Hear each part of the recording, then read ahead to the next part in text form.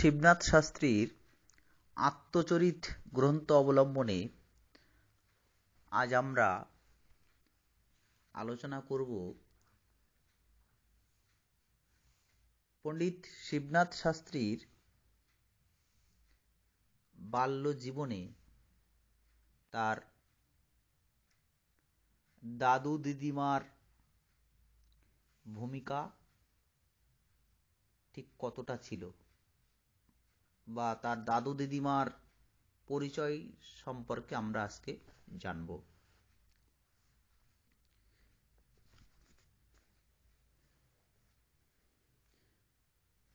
তো প্রথমে আত্মচরিত সম্পর্কে আমরা জানার চেষ্টা করব। যদিও আত্মচরিত গ্রন্থ সম্পর্কে বেশ অনেকগুলো ক্লাস তোমাদের ইতিমধ্যে হয়ে গেছে।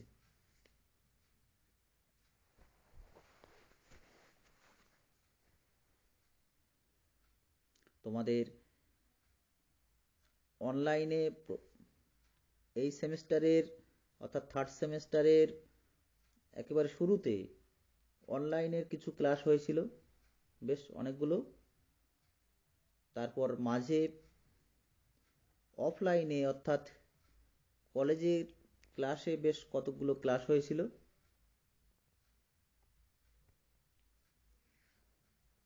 বেশিরভাগটা আলোচনা হয়ে গেছে তোমাদের, তবুও দু একটা বিষয়, দু একটা ঘটনা সম্পর্কে তোমাদের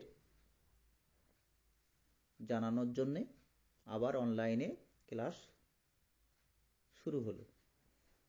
তো আজ আমরা শিবনাথ শাস্ত্রীর দাদু দিদিমার পরিচয় নেব। পণ্ডিত শিবনাথ শাস্ত্রী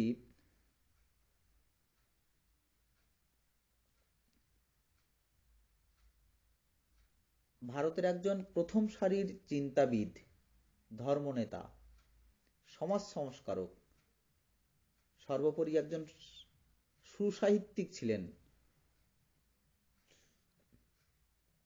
তিনি পশ্চিমবঙ্গের দক্ষিণ ২৪ পরগনা জেলার মজিলপুর নামক যে গ্রাম, সেই গ্রামে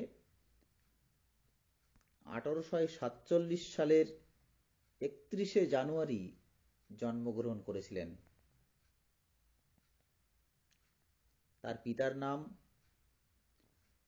হরানন্দ ভট্টাচার্য এবং মাতা ছিলেন গোলকমণি দেবী। তাদের অর্থাৎ শিবনাথ শাস্ত্রীর বংশের পূর্বপুরুষরা ছিলেন শ্রীকৃষ্ণের বংশধর।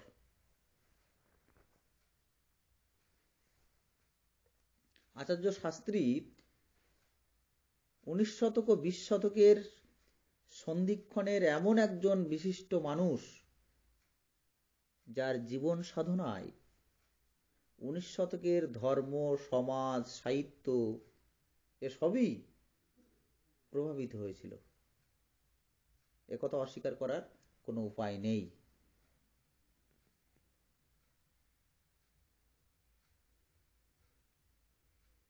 এই শিবনাথ শাস্ত্রীর একটা জনপ্রিয় গ্রন্থ হলো আত্মচরিত, যেটাকে আমরা আত্মজীবনী বলি। কার আত্মজীবনী?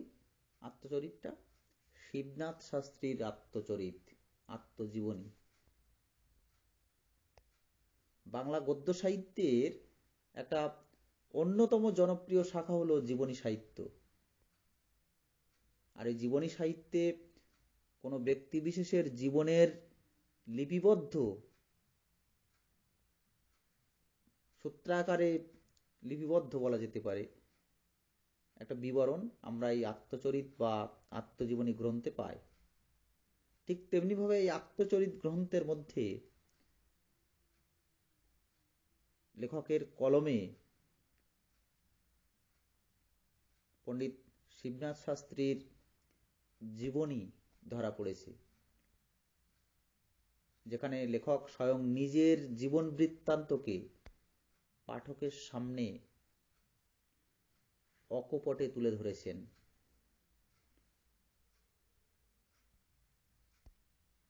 এখানে শাস্ত্রী মহাশয়ের ঐকান্তিক উপলব্ধি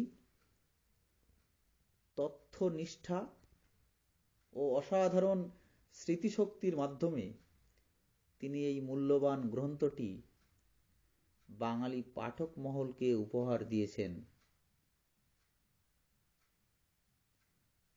এই রচনাটি, আত্মচরিত গ্রন্থটি একটি সামাজিক দলিল বিশেষ বলা যেতে পারে। এখানে পণ্ডিত শিবনাথ শাস্ত্রীর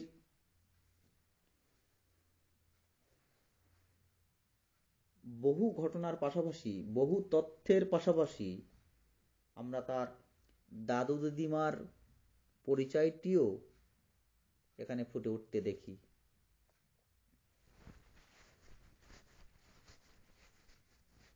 শিবনাথ শাস্ত্রীর একটি অন্যতম গ্রন্থ হলো আত্মচরিত। এই গ্রন্থটিতে তার ঐকান্তিক উপলব্ধি, তথ্যনিষ্ঠা, অসাধারণ স্মৃতিশক্তির মাধ্যমে তিনি এই মূল্যবান গ্রন্থটি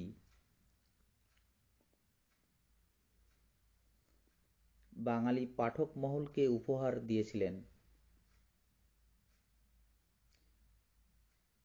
এই রচনাটি একটি সামাজিক দলিল বিশেষ।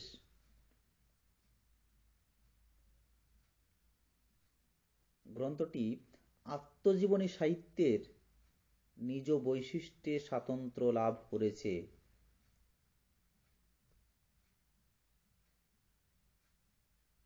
এই গ্রন্থের একেবারে প্রথম পরিচ্ছেদে শিবনাথ শাস্ত্রী তার পূর্বপুরুষগণের কথা তুলে ধরেছেন। আর সেই পূর্বপুরুষগণের কথার আলোচনার সূত্র ধরে চলে এসেছে লেখকের অর্থাৎ শিবনাথ শাস্ত্রী মহাশয়ের দাদু এবং দিদিমার কথা। তারা বালক শিবনাথের সঙ্গে এই দাদু এবং দিদিমা বালক শিবনাথ শাস্ত্রীর মনে গভীর প্রভাব বিস্তার করেছিল, একটা গহন গভীর জায়গা করে নিয়েছিল শিবনাথ বাবুর মনের ভিতরে এই দাদু এবং দিদিমা। তাদের প্রভাবকে শিবনাথ শাস্ত্রী অস্বীকার করতে পারেননি। সেজন্যই আত্মচরিতের একটা অংশ জুড়ে উঠে এসেছে, জায়গা করে নিয়েছে শিবনাথ বাবুর দাদু এবং দিদিমা। দাদু হরচন্দ্র ন্যায়রত্নের পরিচয় লেখকের ভাষায় বলা যেতে পারে। লেখক বলছেন, আমার মাতামহ হরচন্দ্র ন্যায়রত্ন মহাশয় একজন সুবিজ্ঞ, সংস্কৃতজ্ঞ, পণ্ডিত ও অধ্যাপক ছিলেন। একথা পণ্ডিত শিবনাথ শাস্ত্রী নিজে বলেছেন যে আমার মাতামহ হরচন্দ্র ন্যায়রত্ন মহাশয় অর্থাৎ দাদু একজন সুবিজ্ঞ, সংস্কৃতজ্ঞ, পণ্ডিত ও অধ্যাপক ছিলেন। সম্পাদক ঈশ্বর গুপ্তের সংবাদ প্রভাকর পত্রিকার সহকারী সম্পাদক ছিলেন লেখকের এই দাদু। অর্থাৎ হরচন্দ্র ন্যায়রত্ন মহাশয় ঈশ্বরগুপ্ত যে সংবাদ প্রভাকর পত্রিকার সম্পাদক ছিলেন, ঈশ্বরগুপ্তের সম্পাদনায় যে সংবাদ প্রভাকর পত্রিকা প্রকাশ পেয়েছিল, সেই সময়ে এই সংবাদ প্রভাকর পত্রিকার সহকারী সম্পাদক ছিলেন পণ্ডিত শিবনাথ শাস্ত্রীর দাদু, এই হরচন্দ্র ন্যায়রত্ন। অর্থাৎ ঈশ্বরগুপ্তের সহকারী ছিলেন। তারও কিছু কালের পরবর্তীতে ডেভিড হেয়ারের পাঠশালাতে পণ্ডিত কর্ম করতেন।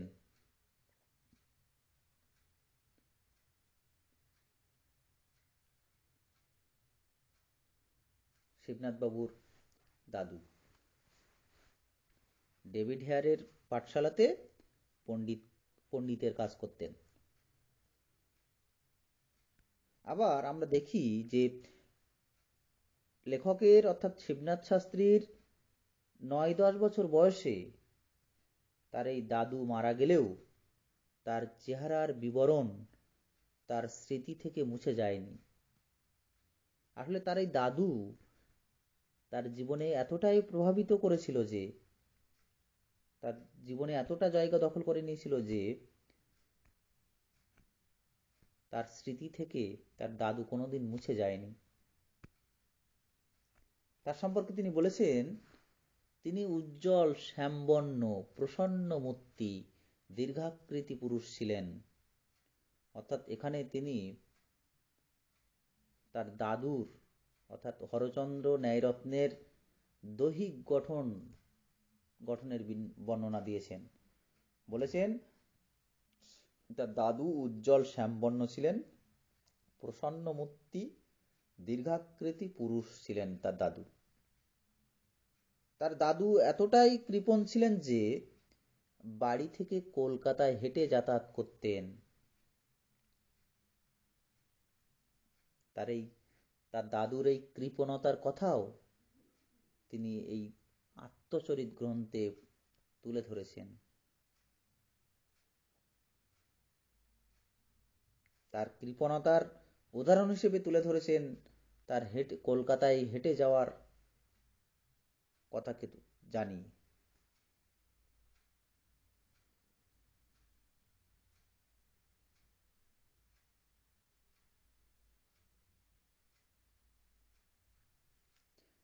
তার এই দাদুর পাশাপাশি দিদিমার স্মৃতিও লেখকের মনে জায়গা করে নিয়েছে। তার দিদিমা বেশ দরদি ছিলেন।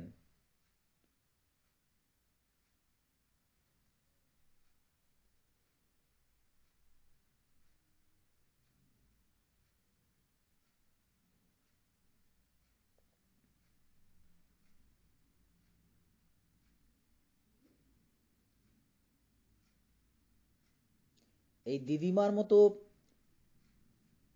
সহৃদয়া, দানশীলা, উদার প্রকৃতি এবং সত্যবাদী রমণী লেখক নিজে খুব কম দেখেছেন বলে জানাতে ভুল করেননি।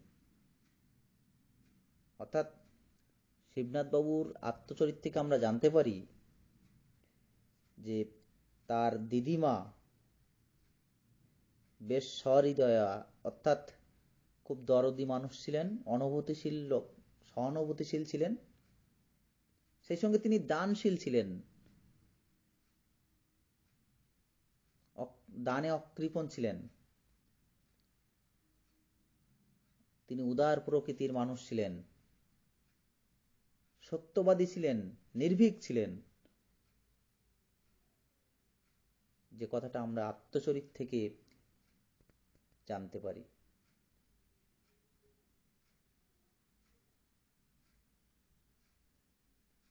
তার দাদু কৃপণ ছিলেন এ কথাটা ঠিক, কিন্তু তার দিদিমা বেশ দানশীলা ছিলেন। গ্রামের গরিবরা দিদিমার আনুকূল্য বা সহযোগিতা বা সহানুভূতি থেকে কখনো বঞ্চিত হতেন না গ্রামের মানুষজন। অর্থাৎ তার দাদু এবং দিদিমার মধ্যে অনেক পার্থক্য, অনেক তফাৎ। একজন কৃপণ আর একজন দানশীলা। তাই তার দিদিমার সহযোগিতা থেকে গ্রামের মানুষজন কখনো বঞ্চিত হননি। তার দিদিমা গরিব স্ত্রীলোকদের গোপনে ডেকে এনে বাড়ির চাল ডাল টাকা কড়ি দুহাত ভরে দান করতেন।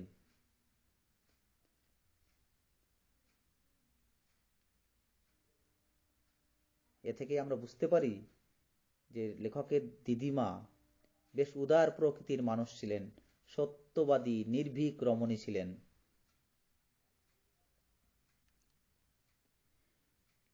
তার দিদিমা যে দান করতেন, সেই দান থেকে লেখক নিজেও বাদ পড়েননি। তিনিও তার দিদিমার কাছ থেকে নানা রকম সুযোগ সুবিধা পেয়েছিলেন। লেখক যখন কলকাতায় পড়াশোনা করছেন, সেই পড়াশুনো চলাকালীন যখন মাঝে মাঝে অর্থাভাব হতো, হাতটান পড়তো টাকায়, তখন লেখকের অগতির গতি অগতির গতি হয়ে উঠতেন তার এই দিদিমা। অর্থাৎ লেখক যখন কলকাতায় পড়াশোনা করতেন, তখন যদি কোনো টাকার অভাব হতো, টাকার যখনই ঘাটতি হতো, তখনই সেই টাকার যোগান দিতেন শিবনাথ বাবুর দিদিমা। সে সম্পর্কে তিনি তার এই আত্মচরিত গ্রন্থে লিখেছেন। তিনি বলেছেন, তিনি গোপনে আমার কাপড়ের খুঁটে টাকা বাঁধিয়ে দিতেন, বলিতেন, এ কথা কারুকে বলো না, টাকার কষ্ট হলেই আমার কাছে এসো। এ কথা লেখকের দিদিমা লেখককে বলেছিলেন। যে লেখক যখনই টাকার অভাব পড়তো পড়াশোনা চলাকালীন, তখনই তার দিদিমা অতি গোপনে লেখককে অর্থ সরবরাহ করতেন, সহযোগিতা করতেন। তবে লেখকের দিদিমা খুব ধর্মভীরু মানুষ ছিলেন বলে আমরা জানতে পারি আত্মচরিত গ্রন্থ থেকে। শেষ জীবনে সংসার জীবন মুক্ত হওয়ার পর তার প্রধান কাজ ছিল ধর্মচিন্তা, দারিদ্র্যের সেবা করা ও গৃহস্থ শিশুগণের পালন করা। এইসব কাজের মধ্য দিয়ে আমরা বুঝতে পারি যে লেখকের দিদিমা খুব ধর্মপ্রাণ মানুষ ছিলেন এবং সংসার থেকে মুক্ত হওয়ার জন্য তিনি নানা রকম ধর্ম বিষয়ক কাজের সঙ্গে, সেবার সঙ্গে নিজেকে জড়িয়ে ফেলেছিলেন। প্রতিদিন সকালে তিনি প্রায় হাফ ক্রোশ রাস্তা হেঁটে গঙ্গা স্নানে যেতেন। এলাকার দরিদ্র পরিবারগুলির খবর নিতেন, তারা কেমন আছেন, তাদের সুখ দুঃখের ভাগীদার হতেন। আর ঠিক সেজন্যই তার দিদিমা সম্পর্কে লেখকের মূল্যবান কথাটি মনে রাখার মতো। তার দিদিমা সম্পর্কে লেখক বলেছেন, তাহাকে যখন আমি স্মরণ করি, আমার হৃদয় পবিত্র ও উন্নত হয় এবং একথা আমি মুক্ত কণ্ঠে বলিতে পারি যে আমাতে যে ভালো কিছু আছে, তাহার অনেক অংশ তাহাকে দেখিয়া পাইয়াছি। এখানে তাহাকে বলতে দিদিমাকে, মানে দিদিমার যে ভালো গুণগুলো ছিল, সেই গুণগুলো যেন লেখকের মধ্যেও চলে এসেছে বংশগত পরম্পরায়। একথা লেখক জানাতে ভোলেননি তার আত্মচরিত গ্রন্থে। অর্থাৎ তার দাদু এবং দিদিমার যে সম্পর্কে আমরা যতটা জানতে পেরেছি, যে তার এই দিদিমা এবং দাদু, এই দুটি চরিত্র শিবনাথ শাস্ত্রীর জীবনে গভীর প্রভাব ফেলেছিল। তাদের চারিত্রিক নানা রকম গুণ, তাদের বৈশিষ্ট্য, দাদু এবং দিদিমার যে বৈশিষ্ট্য, সেটা শিবনাথ শাস্ত্রীর চরিত্রে অনেকটা ফুটে উঠতে দেখি আমরা। সেদিক থেকে আত্মচরিত গ্রন্থটার মূল্য কোনো অংশে কম নয়।